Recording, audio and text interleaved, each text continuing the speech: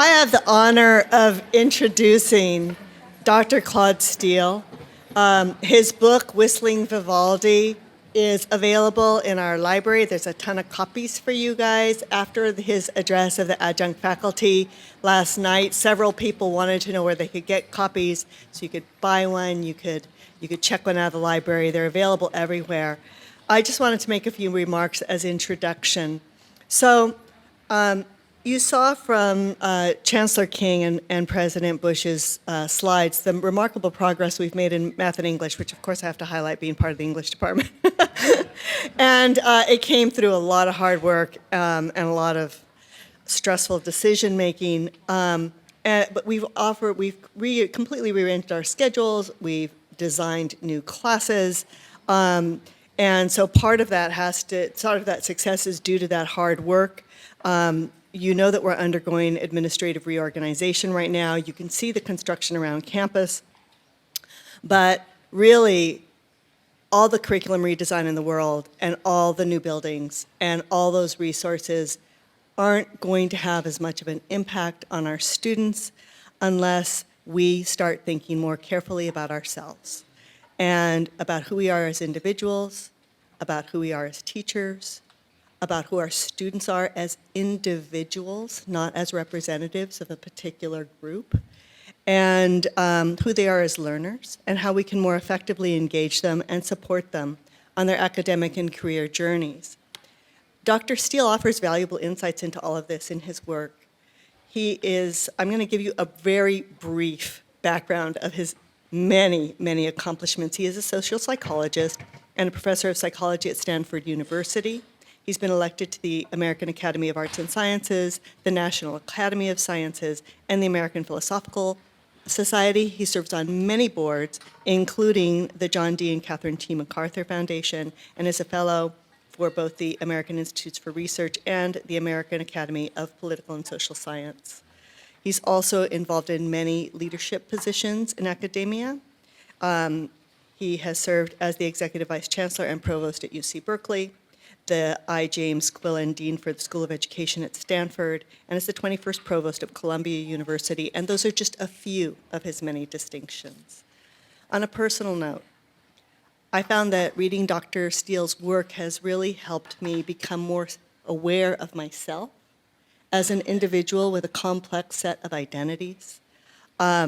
His ideas inspire me to help my students affirm their most valued sense of themselves in the classroom and to alter the way that I give academic feedback to them. So it's really changing the way I'm thinking about myself as a person and as a teacher. And finally, his insights help me feel better prepared to walk this path with all of you as all of us seek to learn more about ourselves, about stereotypes, and about their effects on all of us. Please join me in welcoming Dr. Claude Steele.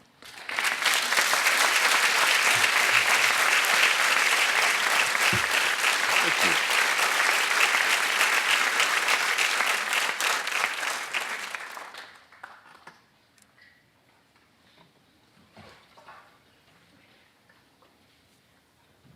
Good. Thank you. My car keys here, and then I can put this in my pocket, and we're ready to go. Thank you for that warm and kind introduction. It's a great pleasure to be here with you today. An honor to be a part of your opening year convocation. I'm feeling a little good because we have a whole month before we start, but but then we ended a month late, so all things are fair in the end. But it is a real pleasure to help influence your thinking as you engage some of these issues at the beginning of the year and through the year.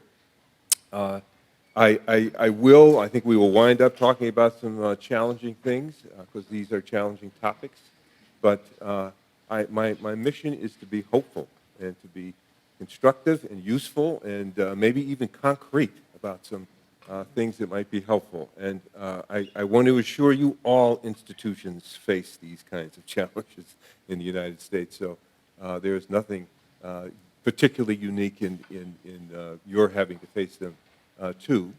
The organizing question for the talk will be, how do you have a successfully diverse community?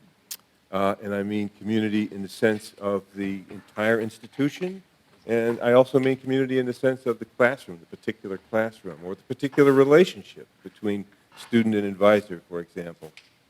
How do we make diversity work in the sense of everybody from all backgrounds and identities feeling like they can contribute from the perspective of their identities and backgrounds, and at the same time not feel that they're going to be disadvantaged based on their identities and background. This is sort of the fundamental challenge, I think, of American society. We, as social scientists, have been very good at detailing the things that keep people apart. The nature of prejudice, for example, the psychodynamic roots of prejudice, explicit prejudice, implicit prejudice and bias. We're very good at that, but we haven't been nearly as good at helping people understand and coming to some understanding ourselves of what it is that brings people together and enables them to stay together and work together in our institutions for the betterment of everybody. And that is, I think, a challenge we have as social scientists, and join with me in the effort to go down that path. As I say, I think it is a fundamental American challenge. I say that because I regard our society as perhaps more than any other society in the world committed to having a genuinely integrated society, at least publicly. We haven't gotten there yet. I'm not under any delusions. But we have made a public commitment to it. I regard that commitment as the fruits of our civil rights movement. Civil Rights Act, the Voting Act, the school desegregation decision. That era of life in American society committed us publicly to having a genuinely integrated society. And that is something, as I say, that when you look across the world, we may be the only one that has made that level of commitment to having such a society, and we're still working on it. So let's roll up our sleeves in that sense. I think my story begins with the recognition that our population is an increasingly diverse population. It is happening at a very rapid rate. I'm not sure we, at least speaking for myself, have fully appreciated how rapidly it's happening, but it's happening very quickly. I mean, there's some just statistics that I'm sure all of you have heard. In 1970, I think 82% of the population in the United States was white. It's about 62% now. By 2040, it'll be about 50%, maybe. By 2050, it'll be less than that. Many of us, speaking for myself, live in cities that are majority-minority cities. And there are also a proliferation of other kinds of identities. That's one what's one slice of the puzzle. But when you think about immigration status, DACA status, sexual orientation, religion, these are all identities which comprise our population and with which our institutions have to foster the welfare of in order to have a strong society. And one might worry a bit about whether we have the overarching, A, realization of that challenge, and B, a way of thinking about it that enables us to be effective in that way. We have had a way of thinking about it. We do have a way of thinking about it. I think it was born at about the time, being a person of a certain age, I think I can say I remember that time, in the mid-'60s, a sort of approach to integrating society, bringing people into the mainstream of society, began to take hold. Prior to that, a different approach had been in place, something like separate but equal. And before separate but equal, even worse models for how to maintain our diverse society were in place. But in the mid-'60s, we kind of came to what's, in the common language called the colorblind approach. Colorblind assimilation, I would say, or maybe identity-blind assimilation, where the offer on the table is, look, I will agree to see you as an individual, not in terms of your identity, but I will see you as an individual. And your responsibility in this process of integration is to assimilate to the standards and culture of the mainstream society pretty much as fast as you can. And that's how we're going to handle all of the complexities that would otherwise overwhelm our institutions and our society. We're going to see the world in terms of with a certain identity blindness, a certain focus on the individual, a certain pressure and underlying a commitment to assimilation. Now, in academia, you know, in our rarefied hallways, we have complicated these models and talked about them a great deal. But down on the ground, I think this is pretty much a fair picture of the cultural, societal model we have for how we're going to integrate our society. We're going to try to be identity blind, and we're going to ask people to assimilate. As this diversity increases in the way I just described, and with 50 years of being able to look back on the effectiveness of that model for integrating society, problems. And we can recognize, I think, at some basic level that maybe we haven't made the kind of progress we would like to make. It's just so frustratingly slow in some ways, and there are just certain conversations that are still so difficult and that seem to be, I can remember being a brand new professor, having discussions with my, at the time, provost of my university, that are very similar, if not identical, to the conversations that I'm having with faculty now in institutions, and that's almost 50 years later. So what is it about this that isn't working? And that's the first part of the talk. What is the challenge? That will be probably the darkest part of the talk. I can forewarn you a little bit. I'm just trying to be as ruthlessly honest and penetrating about this problem as I can possibly be. But I do think, and this is sort of the optimistic promise, that the second half of the talk will be much more hopeful, because getting to the bottom, I think there are some solutions that are more simple than we've realized that may be effective in this process of integration that we're talking about.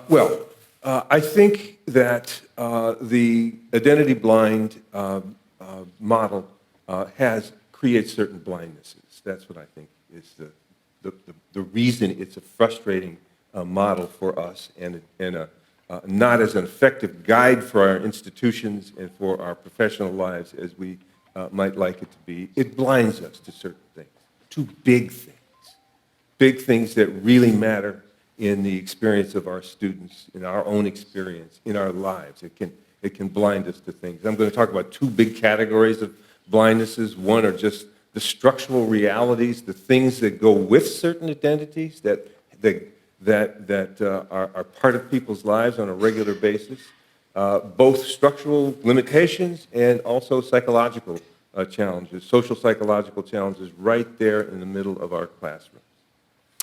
Structural things. The term, I wish I had I was talking about this last night, I wish I had an easier term for it. And I'm going to throw out one of those academic terms, identity contingencies.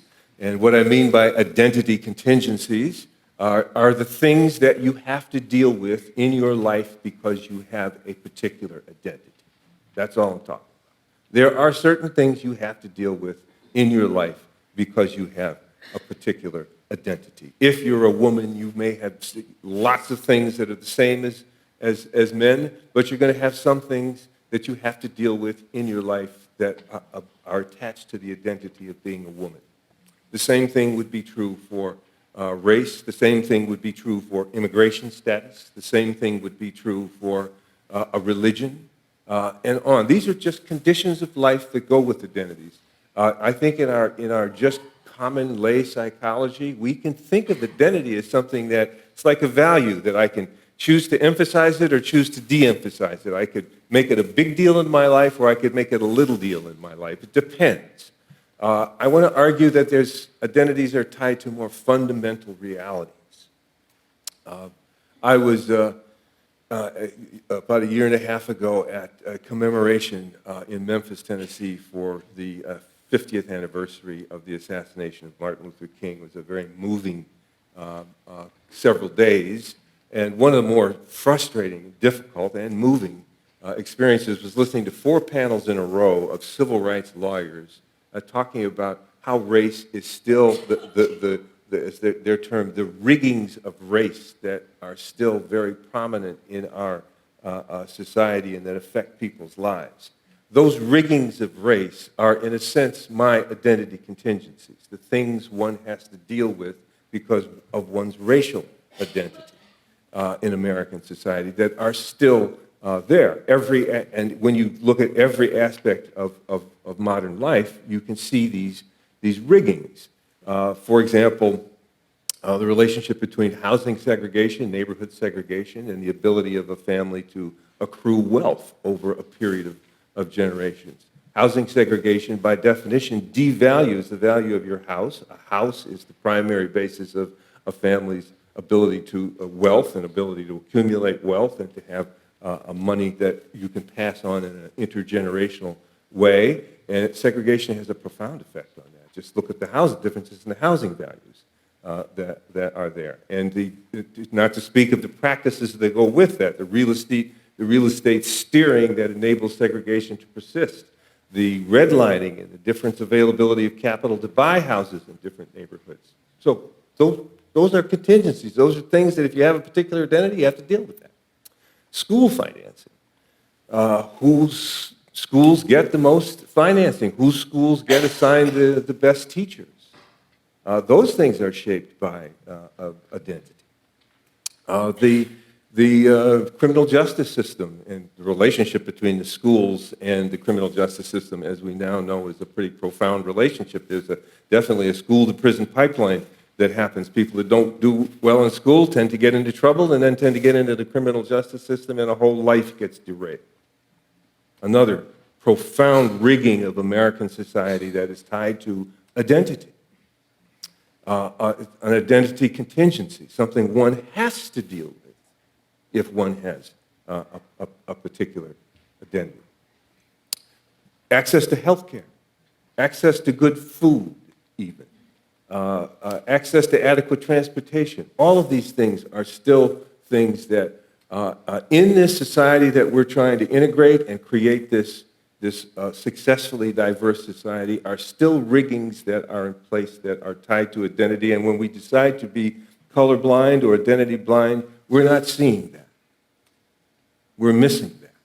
We're missing the reality that that person has to contend with in order to function in society and to compete effectively in society. Not seeing that and having an overall ethos that makes it a moral value not to see that, we're missing some of the things that people have to do with and have to deal with, and we're over-attributing to them and their own will and willpower and character and so on a responsibility for their outcomes, and missing these other things that they have to deal with as a part of what the outcomes are. And when we look at our students in our class, for each of them, we could tell that kind of story. So those are just structural realities tied to, for example, race. I could detail those in relation to, again, other identities like immigrant status. Just think about that. That is, and the vulnerabilities that go with that, and the things that one has to contend with, the emotions and the outcomes that one has to contend with on a daily basis. That's what I mean by things tied to identity contingencies that we, as a society, committed to this integration project that we're committed to, that we have to have some deeper appreciation, some better language for appreciating what the role of those in order to cope with them. My own research has looked at social psychological contingencies of identity. Stereotype threat is a good example of that. It's not the only one, but it's an example of that. Being in a situation or doing something for which you know that a negative stereotype about one of your identities is relevant tells you that you are now under the pressure of possibly being judged and treated in terms of that negative stereotype. If you're a woman sitting in your sophomore physics class there is a stereotype threat there. That the frustration you feel or the sort of flubbing of a question you might ask in class could make you feel like you could be judged in terms of that stereotype about women's quantitative abilities. And if that situation is important to you, that prospect, just the mere prospect of being seen that way, can affect your behavior, your ability to engage that material, to want to really identify with that material as a walk of life for yourself. Our research is focused on the effects of stereotype threat on standardized test performance. You're a member of a group whose abilities, intellectual abilities, are negatively stereotyped, and you're taking a high-stakes test that the society says is fair for everybody, and you're under an extra kind of pressure in that situation. As you have frustration with it, that frustration is going to be amplified by the prospects of its confirming a stereotype and what people think about your group in general, and that extra pressure can affect your performance right there and your interest in and willingness in the whole enterprise of school.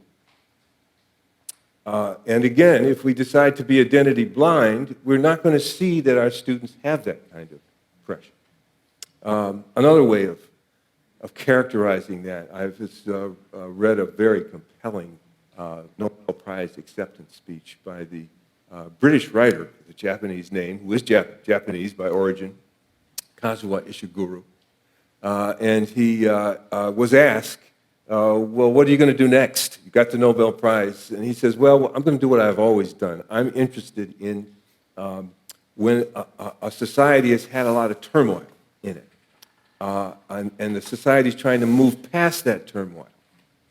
What is the experience of the individual trying to move past that turmoil? There is an inherent tension there that I love to write about, which is a tension between remembering that turmoil and using it as a lens through which to see one's contemporary experience, and just forgetting that turmoil in order to be free of that whole thing. Just walk away from it. We're in a post-racial world. This tension between remembering and forgetting that exists in our students, especially as they're at that age of that time of life where they're trying to decide where they're going to go, what they're going to do, what kind of life they aspire to. That tension of, do I remember how my group is being treated and has been treated? Do I remember that, and do I use that as a lens through which I interpret what's happening to me now in the classroom, and what did that lifted eyebrow from my professor mean, and what does that grade mean, and do I use that, or do I just forget all that? I trust the situation and try to be unfettered by that memory and by that experience. And just at the point when I might be able to forget, I turn on the nightly news and there's a police shooting. And hits me in this, what am I going to do? And how is what is the correct, smart way to function in this society as somebody with my identity? And then the whole thing opens up, and for that person, identity is extremely important, and yet officially, at any rate, we're saying, come on, I'm blind to your identity. I don't see that. I just see you. Well, when you say that to a person in that situation, they know it's not true, that you're missing them, who they are, because you're missing the things that they have to deal with that are not even minor things that they could decide to dismiss and just get away from. These are major things that are ongoing and powerful in the classroom. I suppose one of the experiences I get from doing now almost 30-some years of research on stereotype threat is just how easy it is to get these effects and the power of these effects at every level of functioning. Some of the more penetrating are what it does to brain activity. The part of the brain that we use and recruit in order to solve difficult problems and function academically, the prefrontal cortex, that activity is suppressed. The amygdala, which we use to be vigilant to threat and to doubt, that is highly activated in these situations. There's skin response. There's elevated blood pressure. There's all kinds of things that are a part of that experience of being under that stereotype pressure. And we have very little language for being able to explain that. And I think we misattribute the sources of it. We know we feel it in certain situations and not so much in other situations. But the whole logic of it has been, well, that's why we have social scientists, is we try to elucidate and explain what these things are and to test rigorously what the contours of this experience are and so on. But that blindness, I think, as a cultural approach to this basic project of integrating people, our diverse population, into the mainstream, is something that is costing us a progress in that very effort. The commitment should be absolute. This is human evolution, and this commitment has a proud role in that kind of process. But the approach that we take of sort of trying to level everybody into without paying attention to it is probably one of our sources of frustration and doubt. Well, that's the dark part of the talk. That's the tough part. I didn't think those things until maybe several years of just reading and thinking, and you sort of, the argument just came together, and I couldn't quite avoid it. I think it points, that kind of analysis, to a particular challenge in a diverse society like ours that is maybe a little different than the challenge the other paradigm, let's say the identity-blind paradigm, points us to. The identity-blind paradigm says the barrier to an integrated society is prejudice, racism, sexism, misogyny. And if we could wipe those things out, we would have the society we want. Well, I couldn't be more in favor of wiping those things out. So I don't want to, in light of what I'm about to say, to be seen as not being concerned about those things or diminishing their role in any way. I've made a living trying to explicate those kinds of phenomenon. So I don't want to be misinterpreted in any way. But I think there is a more fundamental and immediate challenge that is there. And I think in recognizing that challenge, it opens a pathway to some progress, a pathway that we haven't, that maybe we have a vague image of, but that we haven't developed and realized as much as we could. And I'm going to point to the whole, that more fundamental approach with one word: trust. Trust is the difficult thing to achieve in a fundamentally diverse society. We are bringing people together in settings like this one, in schools, in classrooms, who come from groups that have had and continue to have profoundly different experiences in this society. And one of the challenges, we have to recognize that, they have profoundly different contingencies tied to their identities, things they have to deal with because they have a particular identity.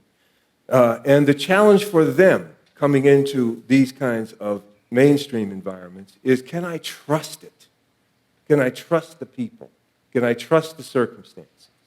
Am I dealing with people that I can trust will see the best in me, that will have my back, that will support me, that will invest in me, that will take a risk in me? Can I trust that? Or is the experience of my group something through which I should see that situation? Maybe I should be more vigilant to the fact that I can't trust that.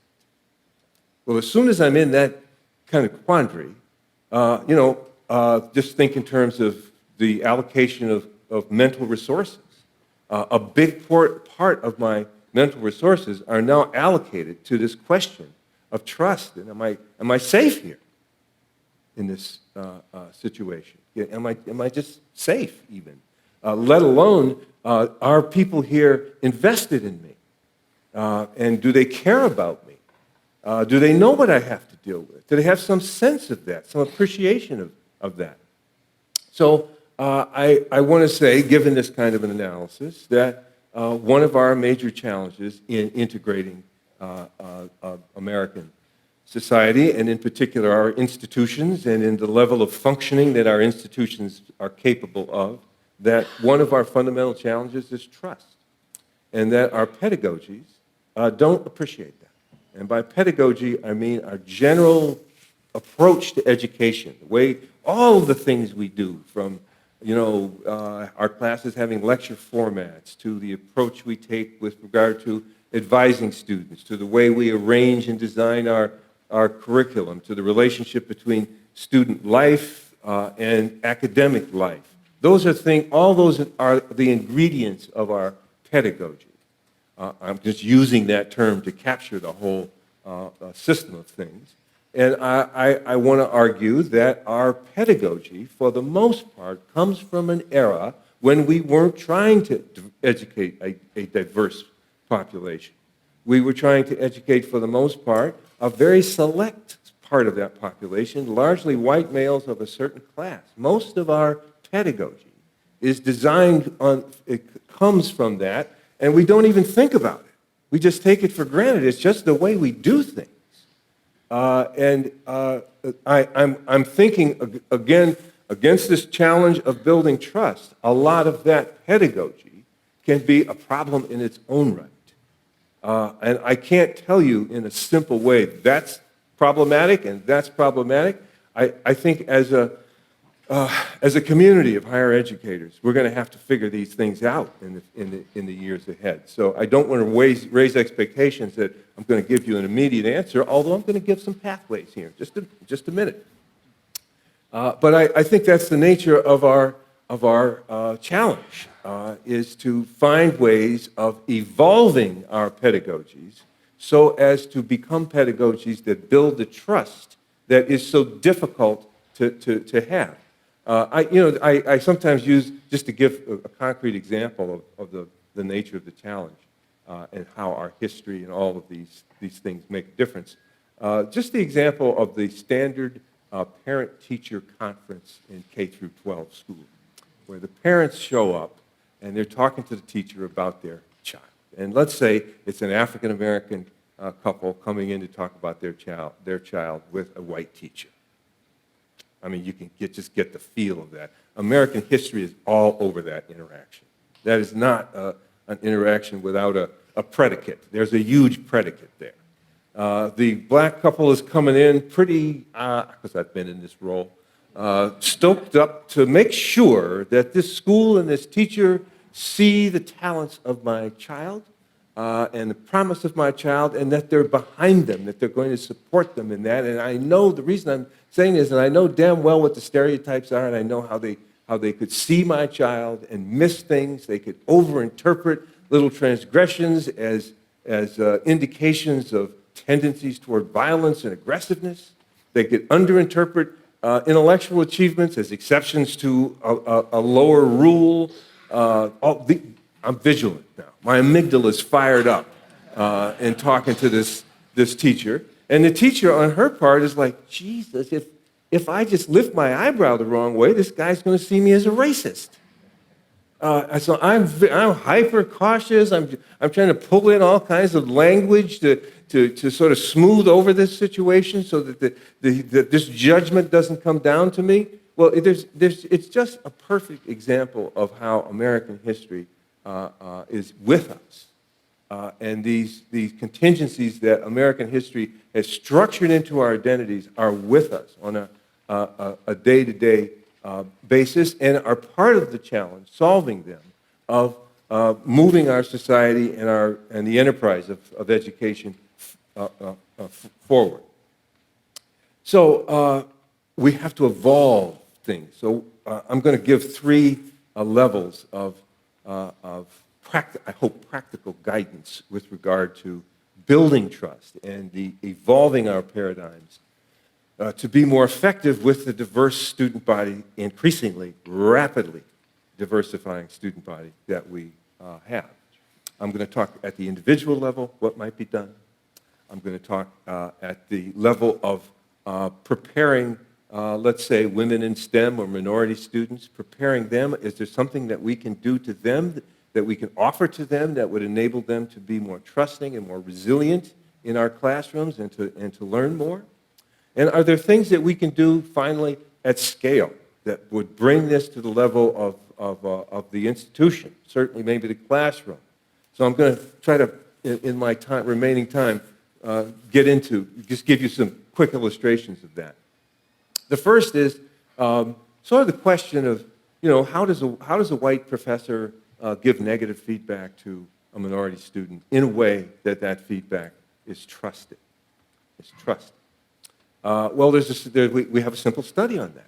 We had Stanford students come in, white and black students, write an essay, and then they were to come back 2 days later and get feedback on that essay, and they got real feedback. The essays were really graded, and they were graded tough.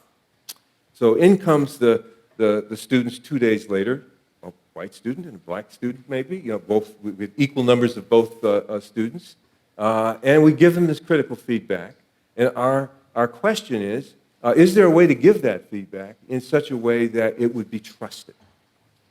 And we got interesting results. Just giving them the feedback in a straightforward way. Here, I looked at your essay, and here's the feedback I have for you. That did not work for the black students. They didn't trust it.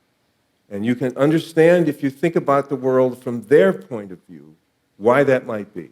Again, think about that remembering versus forgetting tension. This guy's given me negative feedback on this essay. Can I trust that feedback is really objective feedback, or maybe it's coming from his stereotype about my group, what he thinks generally of my group? I just don't know for sure. It's ambiguous. For the white students, it's not ambiguous. They're so happy to get written feedback on an essay from a professor that they don't mind that it's critical, and they're just like, yeah, that's cool, man. They're not upset. They take it. They believe it. They trust it. They trust it. But the black students, given the nature of their identity in that situation, it's not so easy to trust it. So it doesn't help a bit, I should say, to precede the feedback with a broad, kind of compliment or ad hominem bromide about the student that, look, I knew your brother. He was a wonderful guy, man, and here's the feedback. Yeah. That's even worse, as you can imagine. But what did work, and this sort of gives us some sense of actually on the ground how you can build some trust, what did work is the person said, look, I'm using very high standards in evaluating these essays because ostensibly they might be published in a student magazine. I'm using high standards in evaluating these essays, and I've looked at your essay now, and I think you can meet the standards. I think you can meet those standards. Here's the feedback. The black students were shocked with that kind of feedback. Intensely motivated, intensely trusting of that feedback. They rarely get feedback like that, where somebody says, I think you belong here.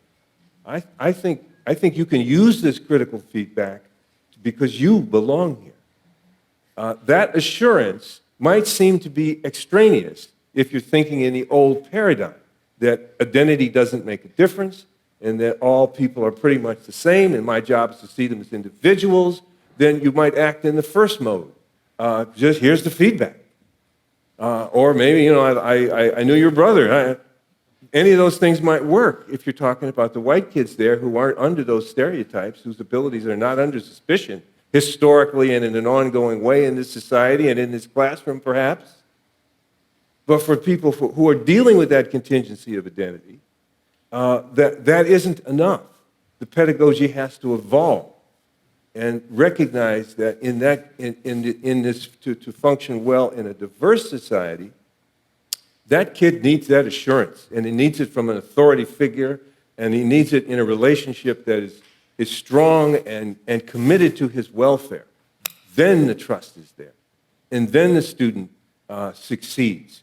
Those students, in all the conditions of the experiment, maybe 25, 30% of the kids would take the essay home and rework it and want to bring it back. As I say, 20, 25%, something in that range. For the black kids in that condition who got that feedback, 75% of them took that essay home and wanted to rework it and bring it back. It's a nuance, but it's a powerful nuance, and it's systematic. It points to what the real problem is, what the real nature of the challenge is in this situation. And the colorblind approach, of course, isn't going to see that. And it's going to do the wrong thing, and we're going to have frustration with regard to our outcomes. I think another personal strategy, I won't give you the details of the experiment, but another cultural strategy is just as a professor, putting oneself in the role where one asks questions, one has interest in the student. If somebody has interest in us and helps us, we trust them.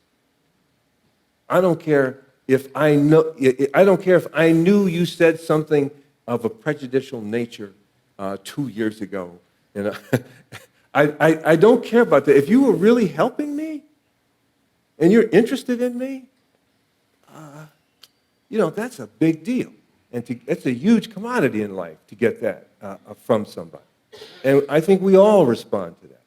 And that kind of posture towards our students, where we have interest in them, we don't try to perform not being prejudiced, we don't try to value signal, we just have a genuine interest in them, which is often operationalized as asking questions.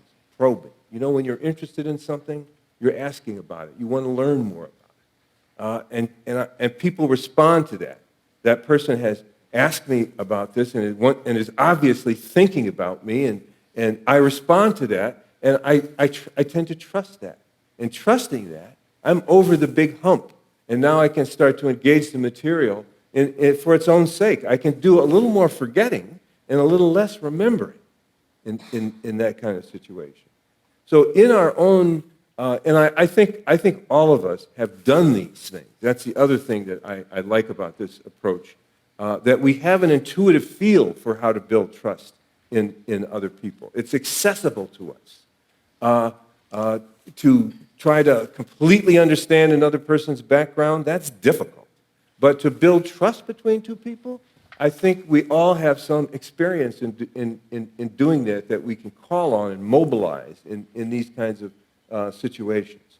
So at the level of individuals, there's a set of examples. I think it's overall captured by recognizing that students need that affirmation that they are valued there and that their prospects are seen as good, even when their performance is not particularly strong or may have real problems. They have to see that you believe in their prospects. The old paradigm would say, I don't have a responsibility for that. That student's performance determines their prospects. It's not me. I'm just teaching chemistry. No. I think in a new paradigm, we have to understand that we need to have that investment in them, and they need to see that investment.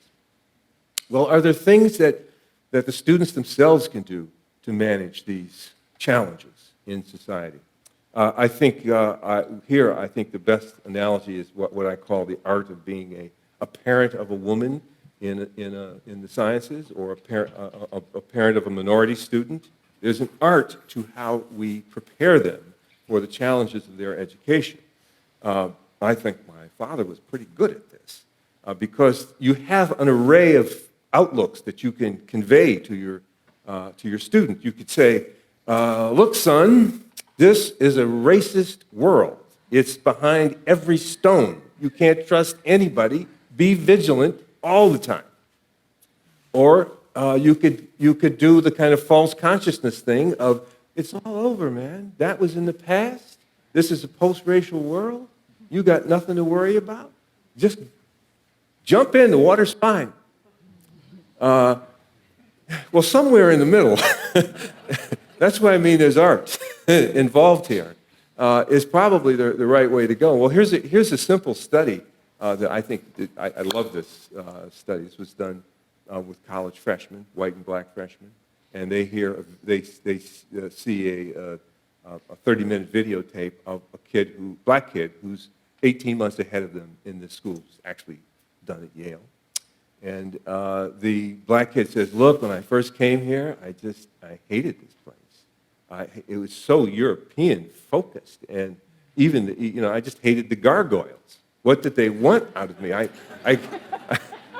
How could I fit into this place, And I went home every weekend and so on. So then my father got tired of me coming home on the weekends, and he said, no, you got to go back there and make a goal of it. You're the first in the family to get an opportunity like this. Get out of here. So I went back. My roommate and I formed a singing group because they do that at Yale.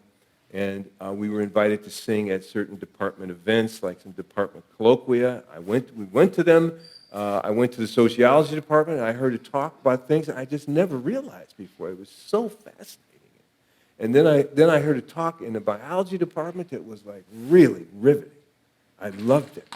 And now I've taken 3 biology courses, and I love biology. I think that's going to be my life path. I just enjoy it. I'm so excited, and Yale has so much to offer in this. It's such an amazing and rich place for that. That's the end of the videotape. The kids, black kids, for the white kids, seeing that videotape didn't have much effect. They're not undergoing the identity pressures that the black kids are undergoing at Yale. They may have some, but they're different than that. They're different stereotypes. They're different issues. For the black kids, they're a lot about intellectual ability and ability to function in an environment like that. And for those kids, the black kids who saw that videotape, randomly assigned to see it or not see it, the kids that saw it, their grades go up 1/3 of a letter grade in the next semester. And here's the real 4 years later, that underperformance that is so characteristic of minority students is gone for that student. Gone for that. 30-minute video. How could that possibly happen? Well, I want to point to the power of the framework, of the narrative that the person has about the circumstances they're in, as it's able to deflect all these worries that I'm talking about, this trust issue that I'm talking about. That narrative that kid in the videotape gave them a way of thinking about where they were and what they're doing, what the challenge is, that enabled them to relax those concerns that come from our history as a society. Relax those concerns. Engage the material. I engaged the material. I think this happened to me. I think it happened to probably many of you in this audience. Relax, you engage the material, you do a little better, you do a little better, that relaxes you a little more, you do still better. There's a kind of a positive recursive process, which is the opposite of where underachievement comes from. That comes from a negative recursive process. I go to school, everybody's bound and determined to treat me like I've got no identity whatsoever. I get a little frustrated with, like everybody's going to be. I start to worry even more. Now I'm worrying more. More of my capacities are dedicated to vigilance and what's going to happen to me. And I'm doing less work, and my performance goes down. I worry even more. There's a negative recursive process that happens. That's the nature of underachievement in our students. It's a recursive process. And it's a process that is tied to this overarching stereotype structure that is the history of our country and the way it comes down differently on different people. That's what happens to women in STEM fields. That's what happens to Latinx and African American students in our classroom, is that kind of a process. And a simple intervention, which gives them a different narrative about the experience there that this school offers them, this particular school, different way of understanding it, fixes that problem, especially at the beginning. And it's got 2 critical components to it. The first component is there's no bullshit. It does acknowledge that you're under stress here. This kid in the videotape says, I feel terrible. I don't know what to do. I feel uncomfortable here. I don't trust things. I can't just trust things. I went home.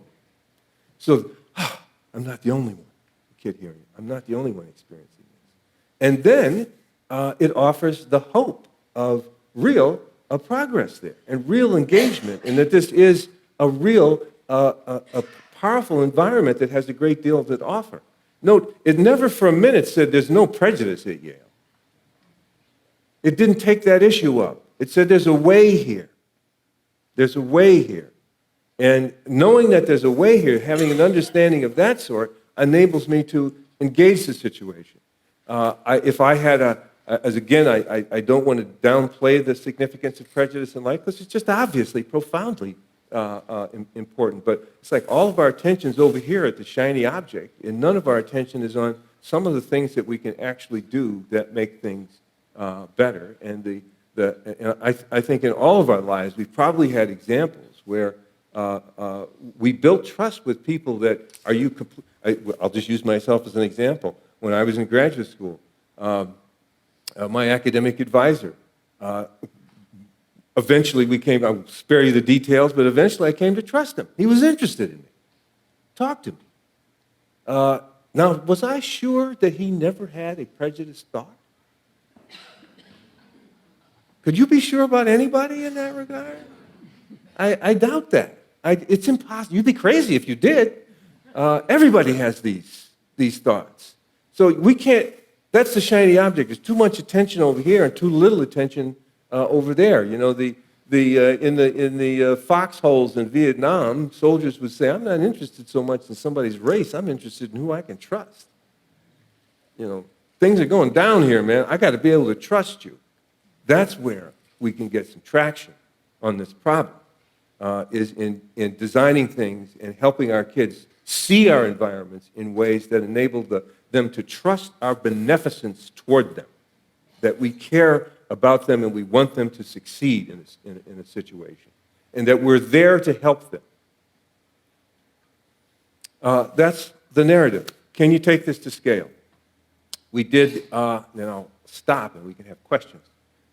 We did a survey at Berkeley of the science graduate programs in graduate science, the physical sciences, not all of them, physical sciences, math, physics, astronomy, earth and planetary sciences, chemistry.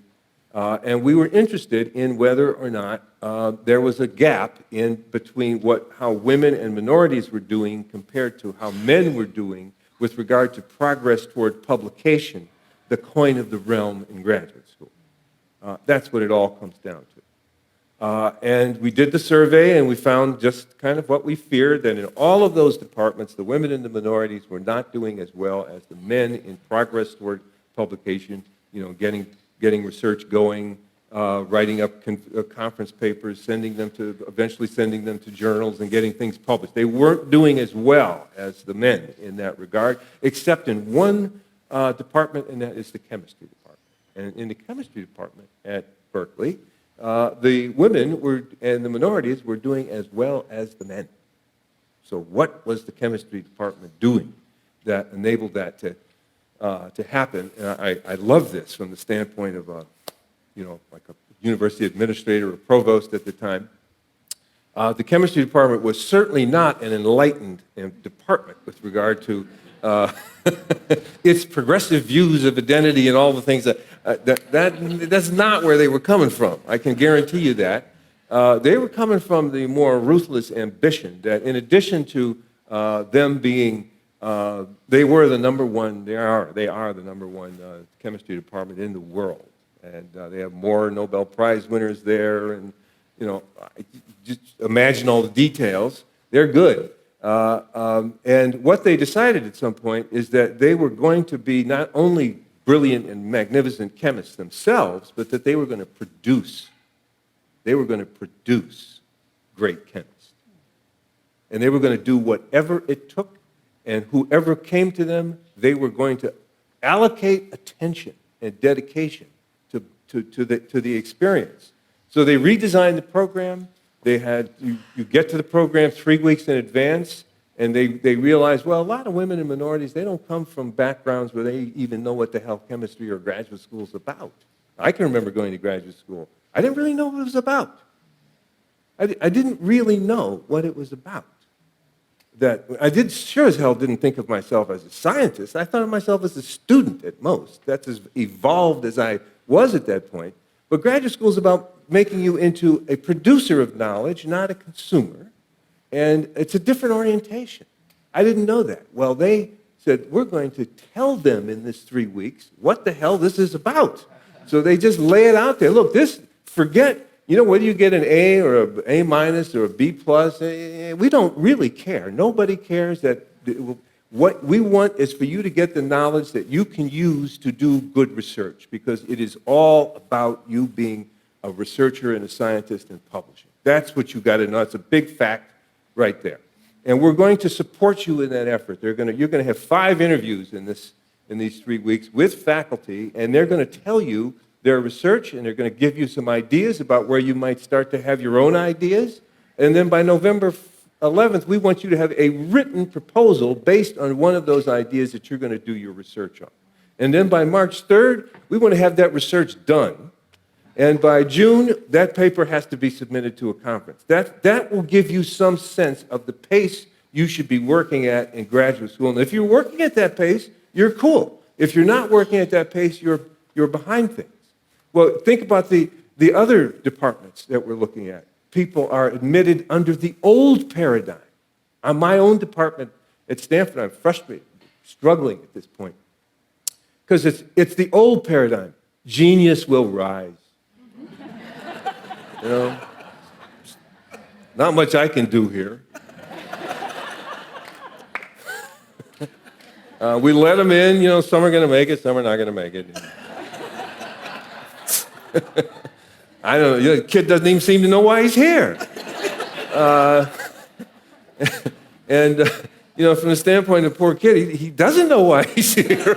Why don't you tell him why he's here? But in the old paradigm, where you just had a homogeneous set of students that come pretty much from the same culture and background and orientation, you're not trying to educate in big volumes. Those questions aren't asked. And that's the paradigm, the dated paradigm that I think we're operating under. And this Berkeley chemistry department says, well, we see the problem with that. That's not working for everybody. We're just going to lay out what people need to know, and we're going to really support the hell out of them. So there is a faculty committee in that department that monitors the faculty and whether the faculty make those meetings that they're scheduled to have with those students. So there's accountability throughout the system, because if you want the system to work, you've got to have that kind of an accountability in it. Aha! Another place I've seen this is in vivid form is in Xavier University in New Orleans, which is that little black Catholic university that produces every single year 4 times more African-American first-year med students than any other university in the country. And that includes mine, getting these incredibly talented kids coming through the door, wannabe doctors, almost none of them of Latinx and African background wind up being doctors. And they enter college with credentials that would make the kids at Xavier look ridiculous. But those are there is this old analogy about ability. It's in the history of the human species, when we discovered fire. For a long time, we didn't know how to start fire. We just knew that fire happened. So you would defend fire if you had it. You would try to steal fire if somebody else had it. It was a big commodity of that sort. And then people figured out how to make fire. And I think it's the same thing about intellectual ability. And it's a question of making it. We know how to make it. It involves these kinds of relationships, this kind of other than this sort of different pedagogy. But with a different kind of pedagogy, we can make ability. A kid comes to you with very little. I am such a kid. I came from the south side of Chicago, having gone to some of the worst schools in the United States. But some people really had an interest in me. And then I started getting interested in what they were interested in. And then I started holding myself accountable to that. And, it is this process, recursive process. That's human development. We're working with, most fundamentally, we're working with human development. We're helping them develop. We're not sorting out who's got the fire and who doesn't have the fire. And I don't put any time in the people that don't have the fire, because they'll never get the fire. Anyway, Probably enough said. I just want to point out that I do think that, this analysis does point to this issue of trust. And I also want to point out that in our lives on an everyday basis, the struggle to build trust is at least as important as the struggle to not be prejudiced.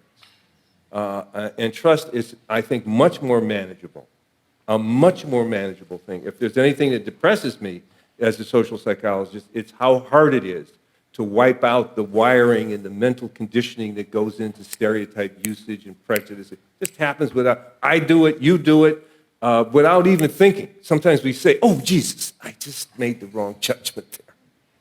So you can see yourself. That's hard. We struggle with that, and we should not in any way relent on that struggle, and we should learn to second-guess our judgments and to be no more judgmental than we have to be ever. That's how we should deal with that phenomenon. I think that's the best it's going to get in the human enterprise. But the opportunities, I think, to be effective as educators, I think, are really rich in this business of building trust. That's something we know how to do. Consistency, support, explanation, help, genuine help. You guys must be doing a good job of it, looking at these statistics that have been on such a positive, inspiring upturn. But giving people, I used to worry that at Berkeley a kid shows up, he comes from, I don't know, inner city Oakland or Fresno or somewhere, he shows up in his campus, 6,000 courses he could take. How's he going to find his way through that? That kid needs some help. But Berkeley's so big, it's really hard to get that kind of help. So he listens to the kid down the hall. And the kid down the hall, gives him some kind of often ridiculous advice. Time is lost. That kid needs the help of a pathway through there. Of some, here's different ways of looking at this experience. So just that kind of concrete focus, I think, can on the details, like in the chemistry school, giving people the cultural capital, giving them concrete pathways forward. These are the things that we can do that build that trust, and then I think are the most promising sources of progress as we go ahead. So I'll stop at that point. Maybe we have some time for questions. I don't know. Okay.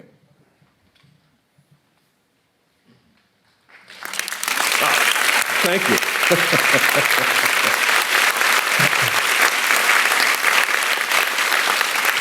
Thank you.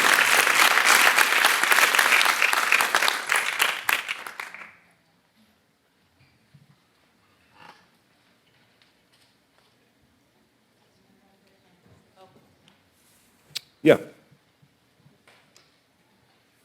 we talk about collegiality here and building the kinds of relationships that are really important for us to work together so that way we can be a great service for our students.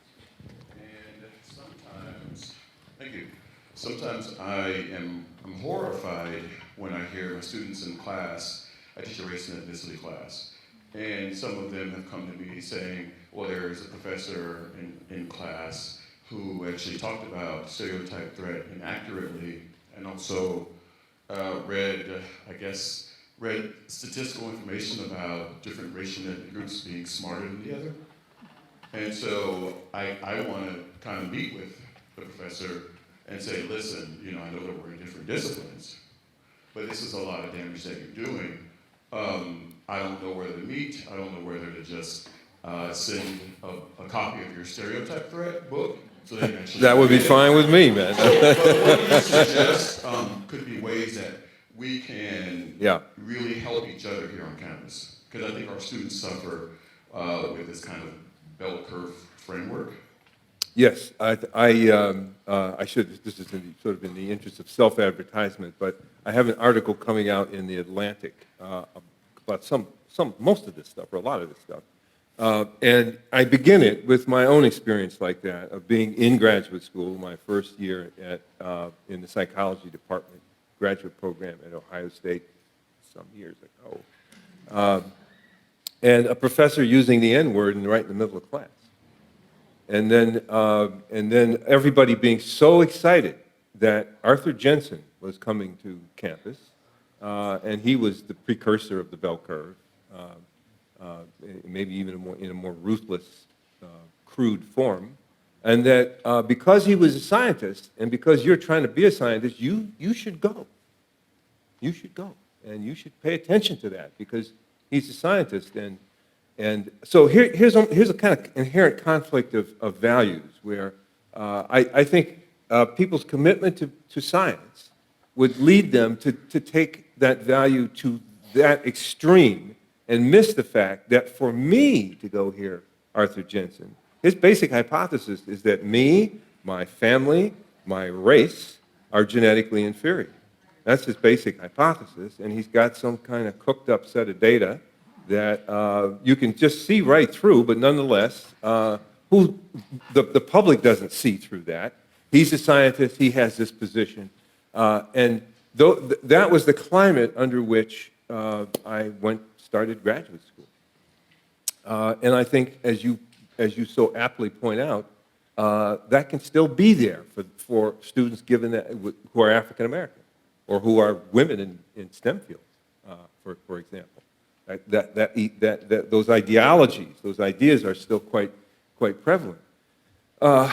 Again, I do think at the first level, talking among yourselves and beginning to realize that this identity blind stuff is keeping us blind to the impact of that kind of material and approach on our students. And is it scientific? I've had this sense almost all my life that any value, taken to extreme, becomes bad, evil, fascist. You can't take any value to extreme. And I don't take science to the extreme, that at any cost. You'll soon wind up doing Nazi science. There has to be human judgment. I'm sorry. It just isn't automatic. I wish it were. I wish that, but it's not that simple. And I feel when you start to have really injurious effects on whole classes of people in your society, in obedience to some commitment to some absolute commitment to science, and science. I've been a scientist now for over 50 years. Science is basically art. A lot of who you are is what directs what you're interested in, how you think the best way to go about it is, how you interpret what you find. This is not some turning things over to some completely objectified process. So we can't have that naive view about it's too costly in our society. So I think it is the responsibility of the faculty to understand the impact they're having with that kind of whole, as you say, that whole bell curve kind of material. It's too targeted. It's not innocent.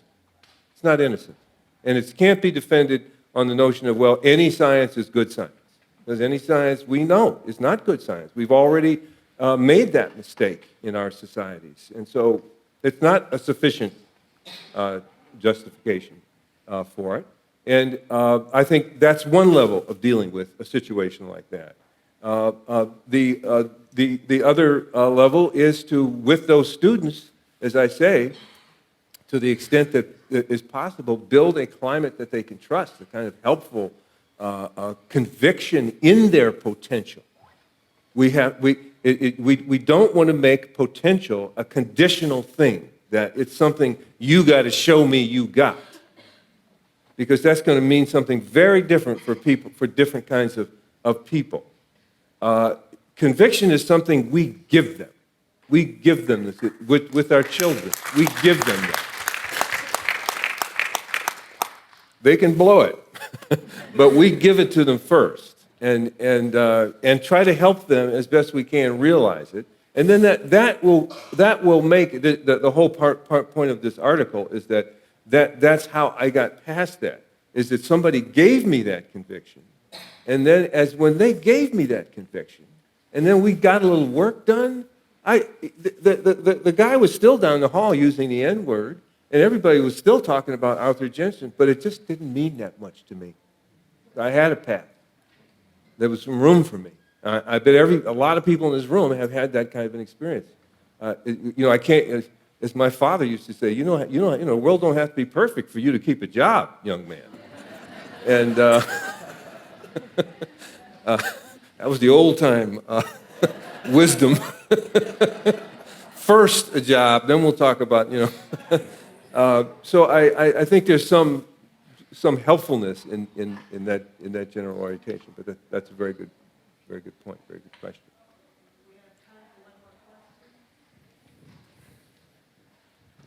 Hey, my favorite part of your talk is when you talked about how to give feedback in a way that would be trusted, and I really liked it because it was just very clear and very I felt like I can take that right into my classroom and use it.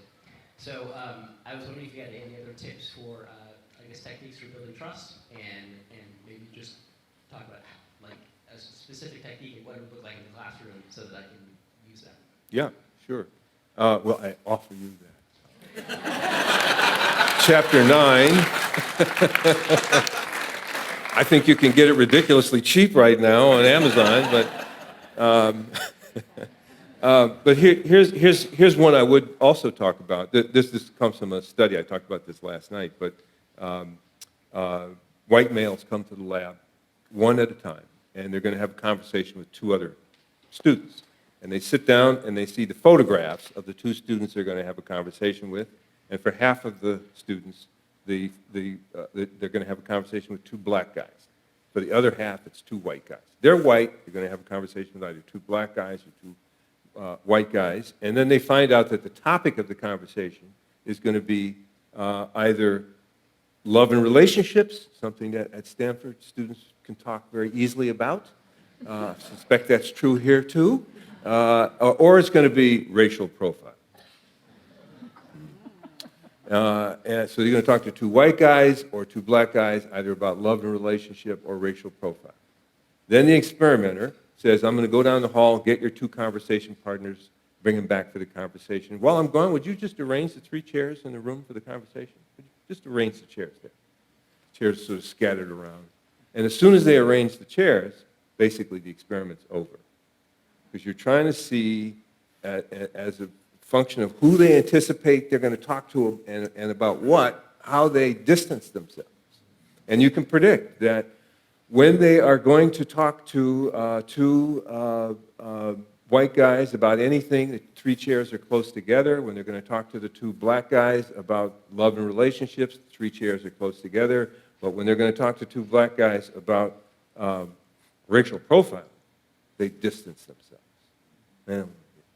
And interestingly, we've measured their level of prejudice in a session weeks earlier. So we kind of know how prejudiced they are. These are Stanford students. They're not wildly prejudiced, but there's some variation. It's the least prejudiced students who put the two black students the farthest away when they're going to talk about racial profile. This is a feature of stereotype threat. They're under intense stereotype threat as white guys in that conversation of being stereotyped as racist. And they're worried about that. We have confirmation from kind of Rorschach type measures of what is it that they're worried about. They're worried about being seen as a racist. And for somebody who is not prejudiced, that would just be so painful, be seen that way. They'd rather avoid the thing. So how do you get them in that situation? This is in coming to your tip idea. How do you get them to move their chairs close for that difficult conversation? And what we stumbled on, Carol Dweck's office is 2 doors down from mine, and we were talking, and she says, well, how about a growth mindset? And tell them to do that. So that's what we did. We said, look, nobody knows how to have these conversations. It's difficult in America to have them. They're afraid. And so the only thing you should do in this situation is try to see it as a learning opportunity. That you're an opportunity for your understanding of this person and their circumstances, their contingencies, and to grow. And that's what you should do. Well, with that instruction, boom. They really moved their chairs closer together.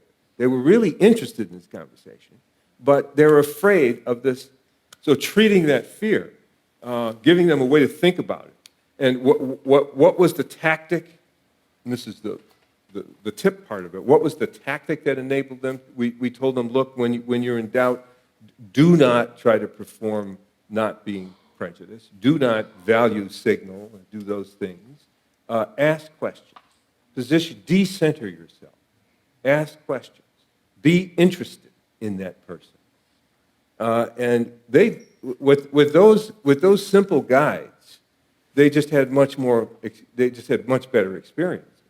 So I think that is a general tip that I would add to the feedback tip that I know we've got to derive some research. There's all kinds of interesting research going on, focused on other tips, additional tips.